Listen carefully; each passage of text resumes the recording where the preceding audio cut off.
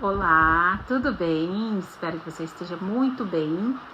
Hoje é o nosso 12º dia desse propósito, nessa jornada de 40 dias de despertamento. Nós estamos fazendo essa leitura aqui conjunta, estamos lendo aqui, aprendendo juntos aqui com o Senhor.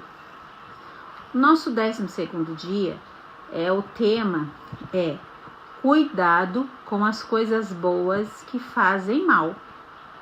Olha aí que interessante. Tem coisas boas que fazem mal pra gente. Não é só coisa ruim que faz mal, existem coisas boas que fazem mal. Vamos descobrir aqui juntas. As maiores tragédias geralmente estão associadas a decisões que tomamos e que inicialmente interpretamos como coisas boas. Raramente os percalços da vida decorrem de atitudes abertamente suicidas, mas sim de boas intenções, que ao longo prazo revelam a malignidade oculta nessas coisas boas, entre aspas, frequentemente desprovidas de consciência e da direção divina. Que sério, né? Raramente os percalços da vida, as coisas que dão errado, acontece você identificando que aquilo ali não vai dar certo. Geralmente não, a pessoa acha que ela tá vivendo ali uma coisa boa. Vamos pegar uma coisa que a gente sempre vê no jornal, são jovens, mulheres, homens que vão para as famosas baladas. Vão se divertir. Aparentemente eles estão entre amigos, eles estão ali se divertindo, estão ouvindo música, estão dançando, né? Enfim, então ali, aparentemente não tem nada de mal naquilo ali. Eles saíram para se divertir. Porém, de repente, por causa do lugar que eles estão, eles podem sofrer consequências. Vamos imaginar, nossa, aconteceu, vocês lembram? Não sei também se é da época de vocês, me desculpe. Mas teve um acidente muito famoso, assim, que teve uma grande repercussão sobre o incêndio da Boate Kiss, onde que estavam todos ali dentro da boate, e por causa de um show pirotécnico que eles estariam apresentando, fogos de artifício, sabe essas velhinhas que saem aquelas chamas, só que em maior quantidade. E aí tinha um momento lá, nesse espetáculo que estava acontecendo nessa boate, que saíam esses fogozinhos, só que tinha um monte de material ali que era inflamável. Aí aquelas estrelinhas, aqueles fogos, aquelas centelhas ali de foguinho que sai na hora que acendia aqueles fogos, pegou nesse material inflamável, incendiou a boate inteira. O pessoal não achava saída e ali muitas pessoas morreram pisoteadas, porque foi uma pisando em cima da outra, outras morreram intoxicadas. Então, assim, foi uma tragédia, mas que aparentemente era uma coisa boa. Eles saíram para se divertir e acabou que o quê? Não tinha direção de Deus.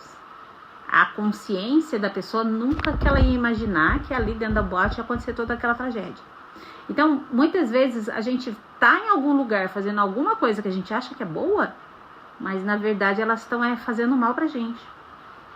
O inimigo do homem, o diabo, é um estrategista habilidoso. Ele sabe montar um cenário perfeito para levar o indivíduo a acreditar em ilusões que resultam em destruição e morte.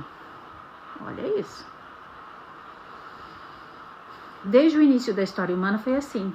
E viu a mulher que aquela árvore era boa para se comer. Gênesis 3:6. Por isso é coerente afirmar que muitas tragédias começam com decisões que aparentam ser boas.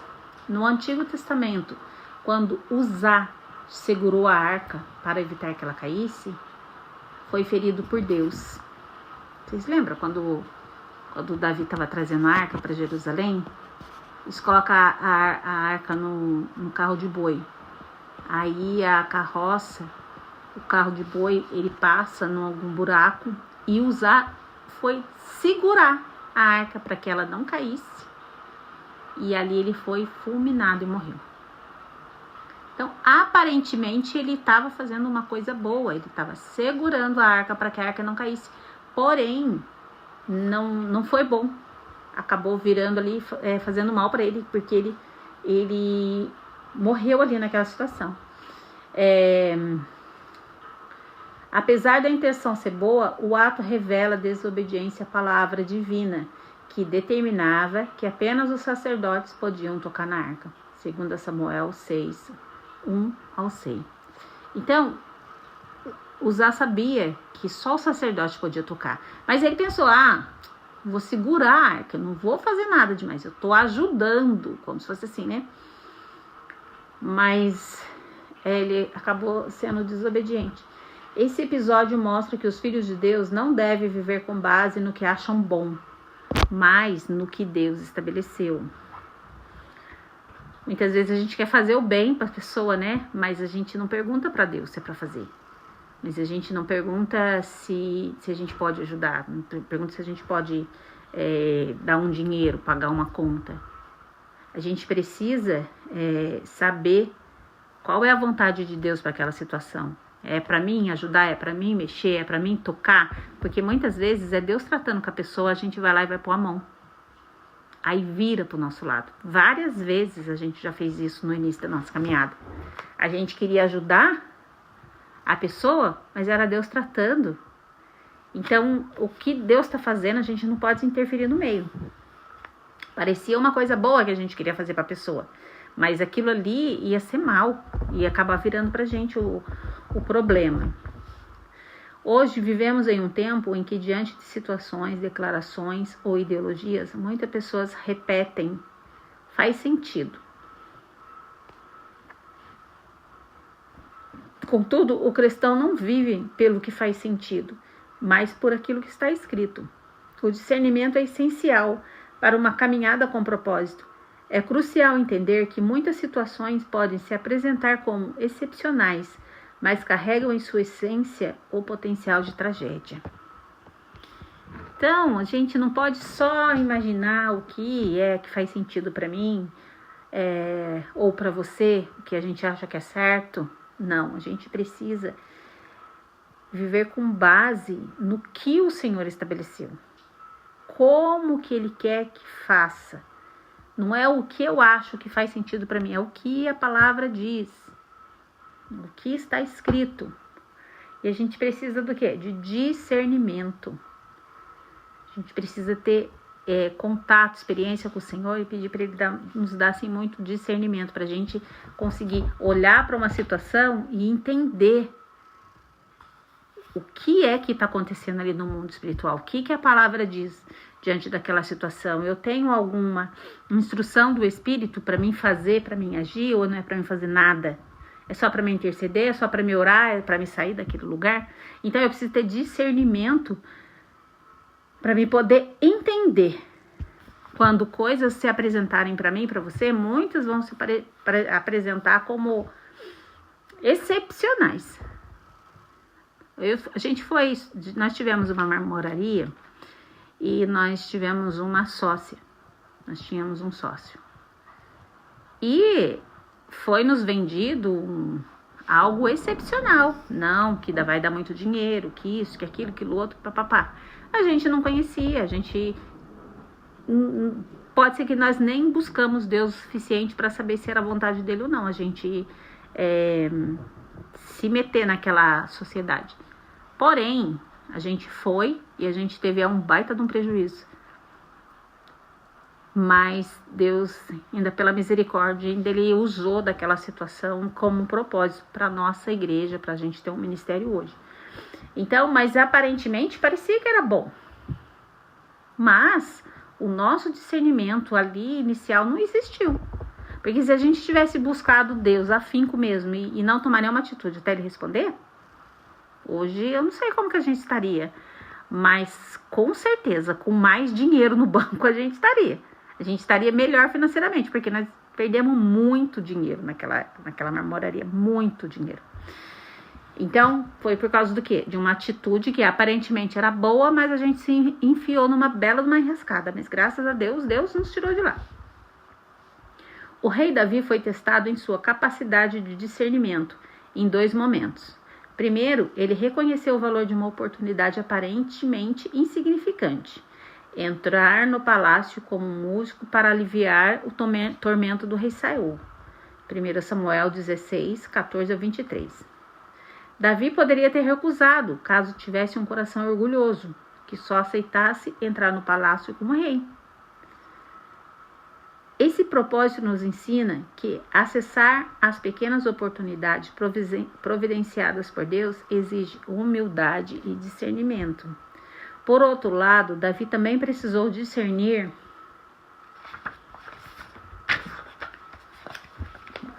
uma grande oportunidade para recusá-la, matar Saul em uma caverna.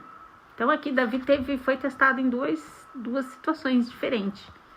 Primeiro, ele foi chamado para tocar a harpa para o demônio sair de Saul. Ele poderia ter falado, não, eu já fui ungido rei, eu não vou entrar lá para fazer isso daí. Eu só vou entrar lá quando o meu tempo chegar e eu for coroado. Mas não, a humildade, o discernimento do momento fez com que Davi fosse lá e tocasse a harpa para Saul. E a segunda oportunidade foi quando Saul estava perseguindo Davi e os dois entraram na mesma caverna. E Saul estava dormindo e Davi teve a oportunidade de matar Saul. Mas com o discernimento também, a humildade, Davi pensou, eu não vou tocar no ungido de Deus. O meu tempo vai chegar, mas eu não vou tocar no ungido de Deus. Ele retirou um pedacinho da roupa de Saul só para mostrar que ele teve a oportunidade de matá-lo, mas ele não fez. Embora parecesse uma chance ideal, ele optou por honrar seus princípios e não contrariar os desígnios divinos. 1 Samuel 24. Renunciar a grandes oportunidades é algo que exige maturidade espiritual, pois somente aqueles que valorizam o princípio acima da circunstância consegue tomar decisões corretas. Se Davi ali na caverna ele falasse, nossa, agora é o meu momento, chegou, é uma oportunidade, Deus é de Deus, né? Já viu aquela frase? Nossa, Davi viu Saul ali, na frente dele, dormindo, ele podia ter falado assim, nossa, é de Deus, Deus armou esse momento aqui para me acabar com Saul. Não, Davi sabia dos princípios divinos. Davi conhecia a palavra. Saul era rei, ele não poderia matar o rei, ele não poderia passar por cima dessa circunstância, ele precisava tomar as atitudes corretas. Foi Deus que colocou Saul no trono, então era Deus que tirava, não era ele que tinha que ir lá e botar a mão na vida de Saul. Da mesma forma, Daniel na Babilônia recusou o privilégio de comer as iguarias da mesa do rei, o que para muitos seria uma honra, para ele era incompatível com os princípios eternos de Deus. Ele escolheu os valores divinos em vez das benesses temporais. Então, Daniel também ele teve oportunidades, mas ele não se corrompeu. Ele não foi contra os princípios divinos. Ele não foi contra o que ele cria, o que ele sabia e o que ele obedecia. E o que ele observava. Ele não foi contra. Então ele recusou. Nem toda grande oportunidade vem de Deus. E nem tudo o que parece bom é de fato uma dádiva divina. O ser humano não possui domínio absoluto sobre o que é verdadeiro, bom ou mal. Um exemplo, embora tenha facilitado a vida, descobrimos que contribui para a destruição do planeta. Vamos ler de novo aqui, que eu acho que eu pulei uma frase. O ser humano não possui domínio absoluto sobre o que é verdadeiro, bom ou mal. Um exemplo disso são bens de consumo como geladeiras, micro-ondas, automóveis. Embora tenham facilitado a vida, descobrimos que contribui para a destruição do planeta. É triste, né? Mas é uma verdade. As geladeiras, os micro-ondas, os automóveis, tudo isso daí contribui para a destruição do planeta. Então, aparentemente parece que é bom. Nossa, o carro nos leva, nos ajuda, facilita a nossa vida, mas ele polui o ar, né? Ele libera muitas coisas aí, agora nos fugiu a palavra aqui para me falar para vocês. Mas o carburador, né? Aquela fumaça que eles acaba poluindo. Eu esqueci a palavra, me perdoe. Mas acaba poluindo o meio ambiente. Então, assim também como o micro-ondas libera ali ondas. Enfim, tudo que nós temos, até mesmo um simples copinho de água. Nossa, não é bom ter um copinho de água para você tomar em determinados lugares? Ter copinho descartável é bom. Mas, nossa, eu sou super contra aqueles copinhos, porque eles poluem, eles destroem o planeta, eles destroem a natureza. Porque um copinho de plástico, ele leva milhares de anos aí para se deteriorar. Então, tudo isso que aparentemente parece que é bom, mas acaba aqui prejudicando a destruição do planeta, contribuindo para a destruição do planeta. Relacionamentos amorosos muitas vezes começam com paixão intensa, mas tornam-se trágicos quando não se aprofundam no amor verdadeiro. Pais que deixam de corrigir seus filhos, acreditando estar fazendo bem, frequentemente prejudicam o caráter da criança ao longo do tempo. Assim, a vida cristã não deve ser guiada por coisas boas ou grandes oportunidades, mas pela boa, agradável e perfeita vontade de Deus. Nossa oração deve ser por conhecimento e discernimento. Se clamarmos por conhecimento e por inteligência, ao alçares a tua voz. Provérbios 2:3. Então, muitas coisas. Falou aqui, de relacionamento. Muitos relacionamentos começam com uma paixão intensa, mas aí você vai ver, acaba em destruição, em morte, um matando o outro. Pais que deixam de corrigir os seus filhos quando precisa, quando há necessidade, está causando um mal terrível para a alma, para a índole, para o caráter da criança. A gente acha que está fazendo bem, mas na verdade a gente está prejudicando. E assim como os relacionamentos, a nossa vida cotidiana, os nossos filhos, a gente também precisa ter muita atenção na nossa vida cristã. A gente precisa ser guiada pelo Espírito, porque é só Ele que vai mostrar para mim e para você se realmente é uma boa oportunidade, se realmente é o caminho, é a vontade do Senhor.